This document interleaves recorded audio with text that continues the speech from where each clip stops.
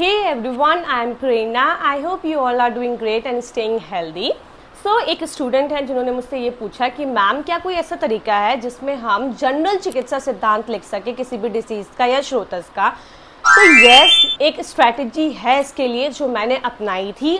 तो चलिए वीडियो को स्टार्ट कर लेते हैं विदाउट वेस्टिंग टाइम। तो आज इस वीडियो में हम इसी बारे में बात करेंगे कि कैसे आप जनरल चिकित्सा सिद्धांत लिख सकते हो किसी भी डिसीज़ का और श्रोतस का। तो मैं आपको यहाँ पर अनवर श्रोतस का एग्जाम्पल लेके बता रही हूँ, आप सारे श्रोतस की डिसीज़ को कवर कर सकते हो।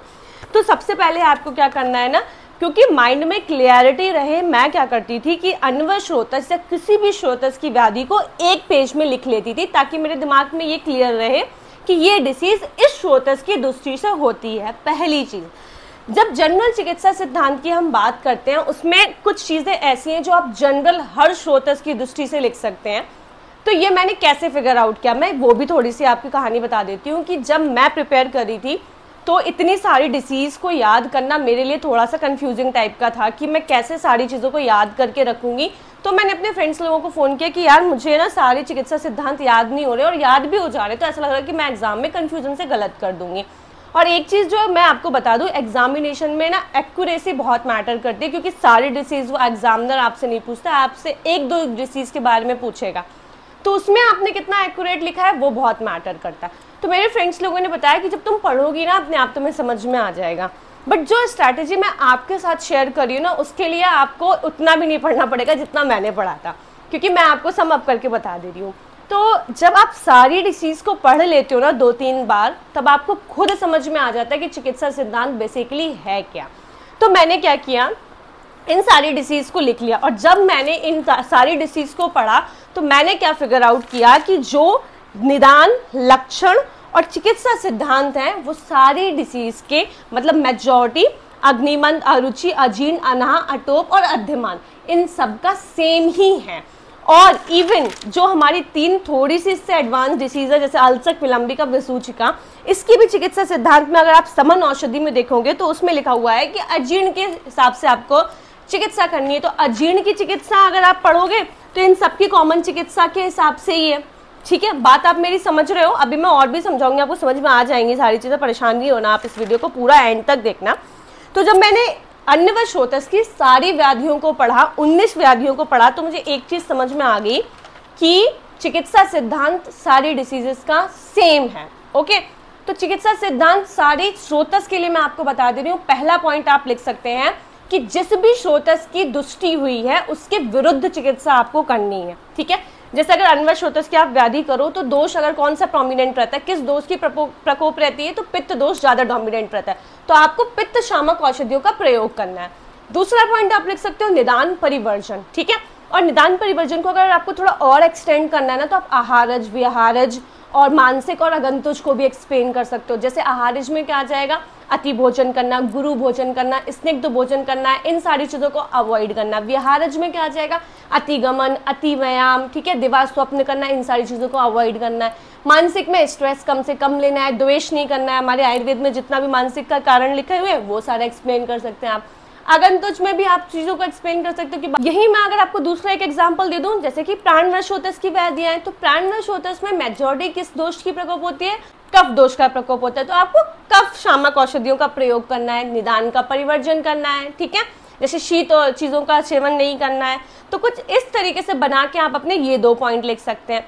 उसके बाद जहाँ पर जैसे हम अन्वर श्रोतस का एग्जाम्पल ले रहे हैं, तो अन्वर श्रोतस में आपको एक चीज़ याद रखनी है कि चिकित्सा सिद्धांत में लंघन पाचन औषधियों का प्रयोग करना है, क्योंकि यहाँ पर हम स्टमक की बात कर रहे हैं। तो स्टमक अपसेट है, इसी वजह से मतलब हमारी जठराग्नि जो है वो मंद है, तो उसके लिए हमें लंघन कराना है पेशेंट को, दीपन कराना है हमें, और पाचन कराना है। ठीक है, तो इन 3 चीज़ों को आप हर एक डिसीज में भी लिख सकते हो और समान चिकित्सा सिद्धांत में भी लिख सकते हो। ठीक है, तो मैं आपको यहाँ पर बता दूं, अगर आप देखोगे, मैं ये अगर आपको मेरे नोट्स चाहिए हो तो मैंने इंस्टाग्राम पे भी अपलोड कर रखे हैं और टेलीग्राम पे भी अपलोडेड है।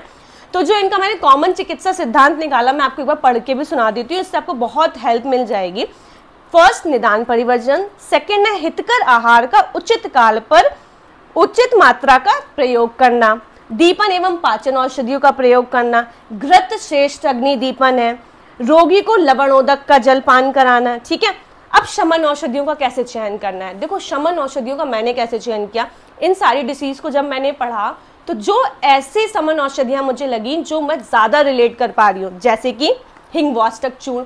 आप समझ रहे हो, हिंगवाष्टक चूर्ण को आप वैसे भी याद कर सकते हो क्योंकि डेली हींग आप प्रयोग करते हो, ठीक है। हींग पाचन के लिए बहुत अच्छा होता है। चित्रक एक चूर्ण होता है, वो भी बहुत अच्छा होता है। लवंग आदि चूर्ण हो गया, ठीक है। तो लवण भास्कर चूर्ण है, त्रिफला चूर्ण है, ठीक है। अग्नितुंडी रस है, अग्निकुमार रस है, रामबाण रस है। तो मैंने ये सारी शमन औषधियों को एक साइड से ऐसे लिख लिया, इसलिए क्योंकि मैं इन्हीं पे ही स्टिक रहूंगी और यही मेडिकेशन से याद रखूंगी, और एग्जामिनेशन में आया तो इन्हीं शमन औषधियों को मुझे वहां पर लिखना है।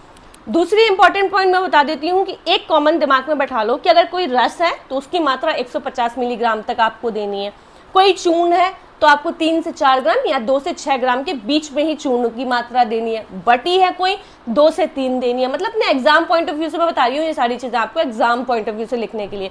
तो इस तरीके से आप शमन औषधियां लिख सकते। तो शमन चिकित्सा के लिए आप कुछ 5 चूर्ण याद कर लो, 5 रस याद कर लो, 5 आसवरिष्ठ याद कर लो, या 2 आसवरिष्ठ जो होते हैं या घृत होते हैं वो 1-1, 2-2 भी आप याद कर लोगे तो भी काम चल जाएगा। वटी आप 5 याद कर लो।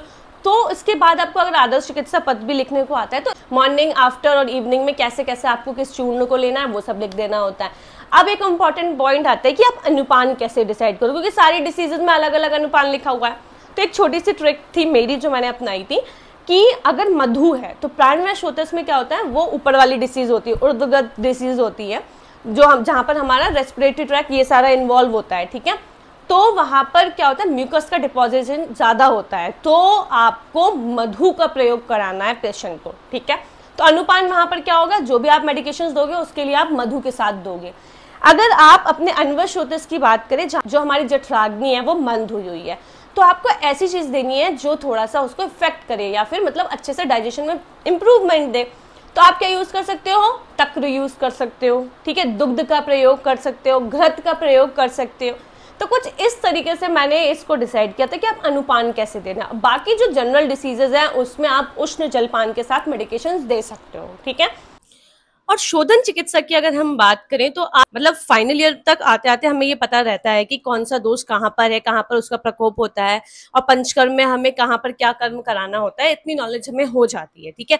तो अगर आप अनवशोतस की व्याधि की बात करें और अगर आप उसको शोधन चिकित्सा करनी है, शोधन मीन्स होता है क्लिनजिंग ऑफ द बॉडी, तो अगर आपको शोधन करना है तो आप क्या यूज करोगे, वमन कराओगे पेशेंट को, विरेचन कराओगे और निरूबस्ती देंगे, ठीक है। तो ये शोधन कर्म आप लिख सकते हैं, इन पॉइंट्स को थोड़ा एक्सप्लेन करके लिख सकते हो। अगर यहीं पर हम प्राणवायु की शोधन कर्म की बात करें तो आप वहां पर क्या करा सकते हो, पेशेंट को वमन करा सकते हो, क्योंकि ऊर्ध्वगत में जहां पर कफ का प्रकोप होता है वहां पर हम वमन कर्म को प्रयोग करते हैं।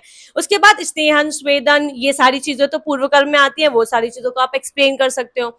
अनदर पॉइंट इज, जैसे कि आपको पता है कि प्राणवायु में हम नश्य कर्म का प्रयोग करते हैं, आप वो वहां पर लिख सकते हैं। मूत्रवायु है तो वहां पर क्या है, आप वस्ती कर्म का प्रयोग कर सकते हैं, ठीक है। तो मैं छोटा सा दिखा देती हूँ आप लोगों को। मूत्रवायु का मैंने क्या किया था, सारी डिसीज के नाम यहाँ पर लिख दिए।